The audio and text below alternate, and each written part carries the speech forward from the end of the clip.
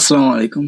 আজকে আমি আপনাদেরকে এমন ১০ টি ছোট, ছোট অভ্যাসের কথা বলব, যে সকল ছোট, ছোট অভ্যাস যদি আপনি আপনার নিজের লাইফে বা নিজের আয়ত্তে আনতে পারেন, তাহলে আপনার লাইফ আশেপাশের যেকোনো ৫০ জনের থেকে সবচাইতে বেটার লাইফ এনজয় করতে পারবেন। এগুলো আহামরি তেমন কঠিন না, বাট এগুলো যদি আপনি আপনার আয়ত্তে আনতে পারেন, তাহলে আমি সিউর যে আপনি আশেপাশের যে কারো থেকে সবচাইতে বেটার লাইফ এনজয় করতে পারবেন। তাহলে চলুন বেশি কথা না বলে আমরা জানার চেষ্টা করি কি এমন এই ১০ টি কাজ। নাম্বার ১, সকালে ঘুম থেকে ওঠা।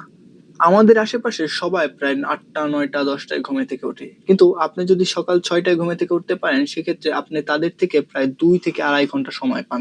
যেটা বছর শেষে দাঁড়িয়ে যায় ১,০০০ ঘন্টা কিংবা তার চেয়ে বেশি। যখন এই ১,০০০ ঘন্টা আপনি আপনার নিজের কাজে লাগাবেন, তখন আপনি তাদের থেকে প্রায় ১,০০০ ঘন্টা এগিয়ে থাকবেন। নাম্বার ২, প্রথম ১৫ মিনিট নো ফোন জোন, এই জায়গায় আপনাকে থাকতে হবে। আপনি যদি সকালে ঘুম থেকে উঠে আপনার ফোনের নোটিফিকেশন চেক করতে যান, তখন আপনার মস্তিষ্কের উপর একটা খারাপ প্রভাব পড়ে। এটার ফলে আপনি সারাদিনে কাজ করার তেমন একটা মনোযোগী পাবেন না। যদি আপনি এটা এড়িয়ে যেতে পারেন, তাহলে আপনার সারাদিনে কাজ করার প্রতি একটা আলাদাই ইমেজ থাকবে। নাম্বার ৩, প্রতিদিন অন্তত ১০ মিনিট বই পড়ার চেষ্টা করা। আপনি যে কোনো ধরনের বই পড়তে পারবেন। ফাইন্যান্স পড়তে পারেন, ধর্মীয় বই পড়তে পারেন, ইতিহাস বই পড়তে পারেন, যা বর্তমান সচরাচর কেউ করে না। নাম্বার ৪, না বলতে শেখা। একটা প্রবাদ আছে, না বলতে শেখো যদি হ্যাঁ বলতে কষ্ট হয়।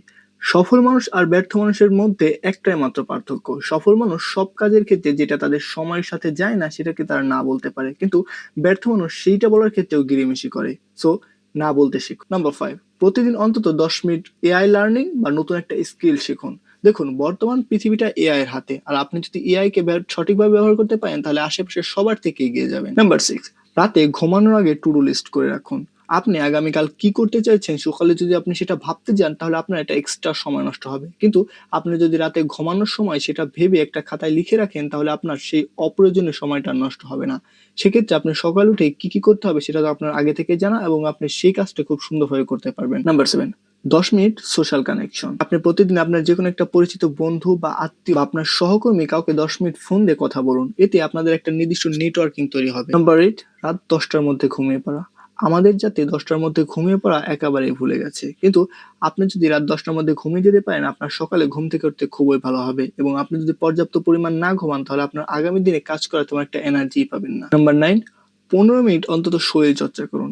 আপনি যখন ১৫ মিনিট শরীর চর্চা করবেন, আপনার মন অটোমেটিক ফুরফুরা থাকবে। এটার ফলে আপনি সারাদিন কাজ করার প্রতি একটা আলাদা ইমেজ পাবেন বা আলাদা একটা আগ্রহ থাকবে।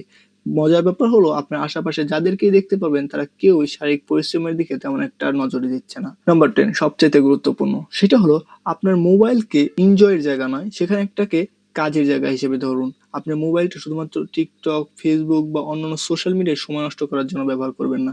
এটাকে একটা কাজের জায়গা বানিয়ে ফেলুন। মোবাইল দিয়ে শুধুমাত্র প্রয়োজনীয় কাজ ব্যতীত অন্য কোনো কিছু না করার চেষ্টা করুন। উপরোক্ত যে ১০টি বিষয় আমরা বললাম, মজার ব্যাপার হলো এইটাই যে এই ১০টা জিনিস একেবারে সহজ মনে হলেও আপনার আশেপাশে খোঁজ নিয়ে দেখুন এই ১০টা জিনিস কজনই বা করছে। তাই আপনি যদি এই ৯টা জিনিস শুরু করতে পারেন, তাহলে আপনি তাদের থেকে কয়েক গুণ এগিয়ে যাবেন, এবং এইটার রেজাল্ট আপনি প্রথম দিন থেকেই দেখতে পাবেন। আপনি একসাথে ৯টা না পড়লে প্রথম দিন অন্তত ৩টা দিয়ে শুরু করতে পারেন, পরের দিন ৪টা, পরের দিন ৫টা, এভাবে পর্যায়ক্রমে ১০টা আপনি শেষ করতে পারেন।